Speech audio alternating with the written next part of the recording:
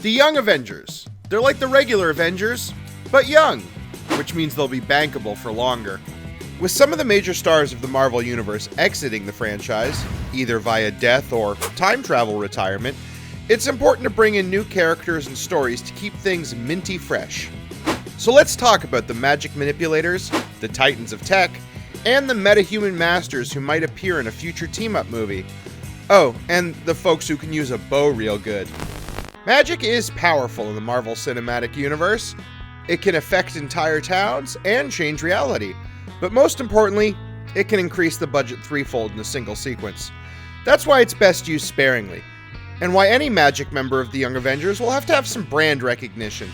First up, there's Billy Kaplan, aka Wiccan, the magically created, then reborn twin brother of Speed and son of Wanda and Vision. Among others, Billy was portrayed by Julian Hilliard in the Disney Plus series WandaVision.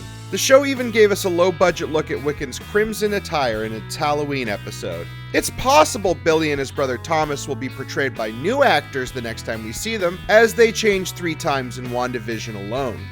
Wiccan is one of the more consistent members of the Young Avengers, and has had an equally long relationship with Hulkling. Hulkling isn't actually like Hulk in any way, but I'll come back to that in his section. The two had a groundbreaking romance and eventual marriage which furthered LGBTQ representation in comics, and could do the same for the cinematic side of Marvel. Billy is also a key reason for the formation of the Young Avengers. He seeks out his former mother from another, reality, and finds the Avengers thoroughly disassembled. Left with instructions by the late Vision, he and a few others create their own superhero team. Only this one's got a cool and youthful attitude. No AC/DC for this group of superheroes. Now it's Billie Eilish and, K-pop, I guess.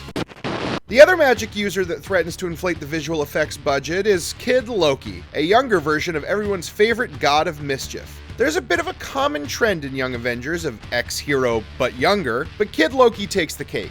Last seen in the Disney Plus series Loki, the young hero's fate was left ambiguous as all the best fates are left. The MCU Kid Loki dispatched his Thor at a very early age. As a result, the TVA pruned him and sent his tiny butt to another realm where he promptly ruled over his other variant selves. However, at the end of the series, he supposedly returned to the Void with the versions of himself that are an alligator and Richard E. Grant. Still, it's not unbelievable that he would find his way to Earth and somehow become friends with a group of cool teens.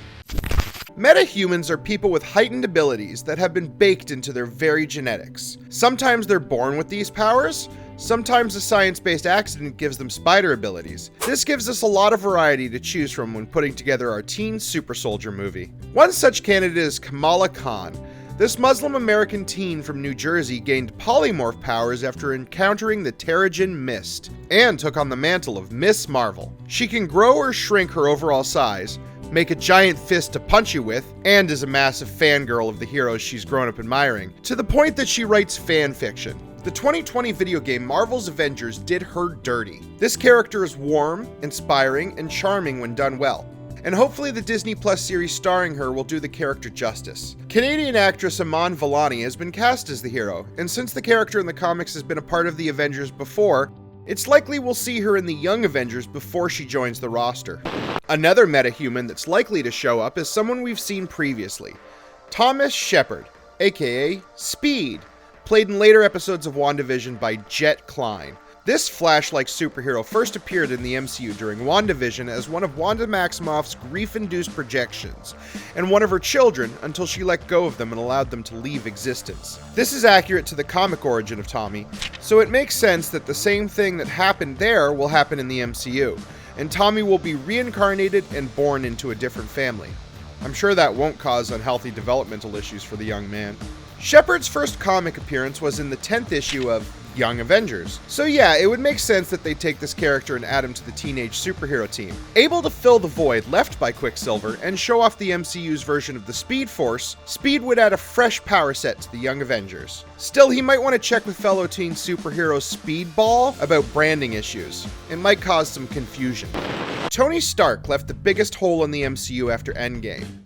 His departure meant that there was a big need for a hero in an iron shell. How do you follow RDJ though? Just like when Lindsey Buckingham left Fleetwood Mac, it's gonna take 2 people to do it. The first is the already workshopped successor to Iron Man, Riri Williams, aka Ironheart. Riri was also created by Miles Morales creator Brian Michael Bendis, and made her full debut as Ironheart in Invincible Iron Man issue number 1. Incidentally, this was the umpteenth time there was a first issue of Invincible Iron Man. Marvel resets issue numbers more than DC resets timelines. Riri is a young engineering prodigy who constructs her armor in the garage of her suburban home. Her strong conviction in the face of immense personal tragedy earned her the nickname Ironheart. Identified from a young age as a once-in-a-lifetime genius, Riri's mother took care to nurture and support her daughter and her interests. When she lost her best friend and stepfather to fatal gun violence, she swore to use her talents for heroism. Ironheart is a recent addition to the Young Avengers, but fits in with the teenage heroes easily. While she hasn't made her MCU premiere yet, Dominique Thorne will be playing Riri Williams in the upcoming Black Panther: Wakanda Forever. Her comic book counterpart received early mentorship from both Tony Stark and a holographic recreation of him. Dominique Thorne won't have any such luxuries because RDJ has fully exited the franchise as of this point. The other backup Iron Man is the infantilizingly named Iron Lad. No, it's not Scottish Iron Man. He's actually a younger, time-displaced Kang the Conqueror. Or he's the future son of Doctor Doom. Or he's just the kid from Iron Man 3. Yes, the MCU has a lot of options and a lot of cleanup when it comes to Iron Lad's origins. Along with Ironheart, the pair may have a firm handle on the team's tech role, being able to supply all the coolest gadgets they will need. However, one thing that both Iron Persons lack is Tony Stark's deep pockets. It's possible, even highly probable, that Tony's last will and testament will play a further role in the MCU. We've already seen its effects on Peter Parker when Tony willed the young man a pair of deadly London annihilating shades. Maybe Tony will also set up a large fund for aspiring young engineers. And if not, I'm sure there's some kind of Wakanda-based scholarship program. What about our friends from the stars? There's always room for more aliens in the MCU. You don't have to be from Earth to want to protect it, and these heroes fight just as hard as any native-born Avenger. Chief among these is Theodore Altman, aka Emperor Dorek Vel, aka Hulkling, half Kree and half Skrull. Teddy, as his friends call him, has a lot on his broad green shoulders. His father was the first Captain Marvel, who was a Kree warrior and Avenger. Captain Mar-Vell, which was his official title and birth name, was once imprisoned by the Skrull Emperor with the other Avengers. He used this opportunity to fall in love with the Emperor's daughter and conceive Hulkling. After Dorek Vel was born, his mother sent him to live with his father on Earth. However, Captain Marvel had up and died. Some people go to extreme measures to avoid parental responsibility. The nursemaid sent to deliver Dorek Vel to his father stayed on Earth and raised the boy as her own. She created a false identity as Miss Altman and her son Teddy, and helped the young Kree Skrull develop a strong moral code. Hulkling is a talented shapeshifter who can change his appearance at will. He is also endowed with the strength and endurance of his parent species. Hulkling joined the Young Avengers and almost immediately began dating fellow member Wiccan. Teddy has a lot going on character-wise. He is the heir apparent to a galactic empire. That empire has been at war for centuries with his father's people. To top all that off, his father died before they can meet and was known as a great hero. His legacy hovers over Hulkling and his actions.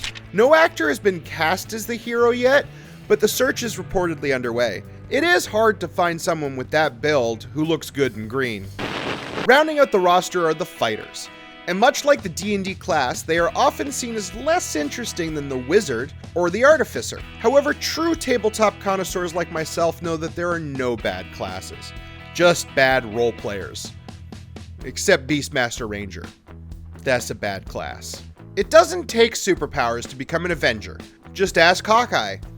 Either one. Yes, Kate Bishop is an absolute certainty for the Young Avengers, despite her actress Haley Steinfeld being one of the most coy about the potential franchise. One of the few heroes to have an extended role in a franchise entry, Hawkeye the second, or third if you count Alan Alda, is guaranteed for the team. Kate Bishop has even taken on a leadership role in the recent Young Avengers comics, which, given her sudden seniority over counterparts like Patriot and Wiccan, may be the case in the MCU.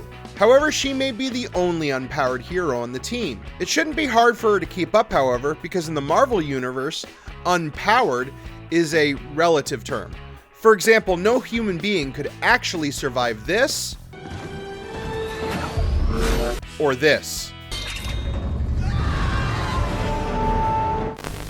Her compatriot and fellow Young Avenger leader is Eli Bradley, aka Patriot. Bradley is a super soldier akin to his older hero Captain America. While Steve Rogers signed up for his upgrade, Bradley had a different route in obtaining his powers. His grandfather was experimented on by the government after Erskine's death. When a younger Eli began using a dangerous drug that gave him superpowers, his grandfather was forced to provide a life-saving blood transfusion. Now Bradley has the speed and strength of a super soldier and the personal guilt of a hero. The Young Avengers will undoubtedly be announced soon. Whether it takes the form of a film or Disney Plus series remains to be seen. It could even end up as a Hulu original for all I know.